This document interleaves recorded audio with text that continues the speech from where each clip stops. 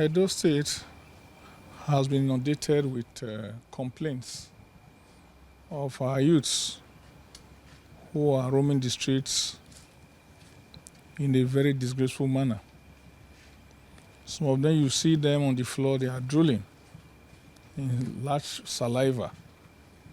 Some will just have their heads in other part of their body and whatever it is. And will be inundated with cause of what is going on.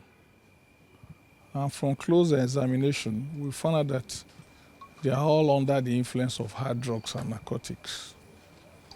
So the task force under the Safety and Security Ministry have been going around.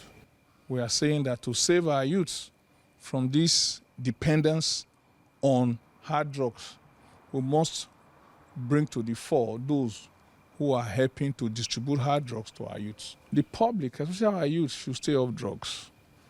Drug has no benefit to any user, not one you can mention.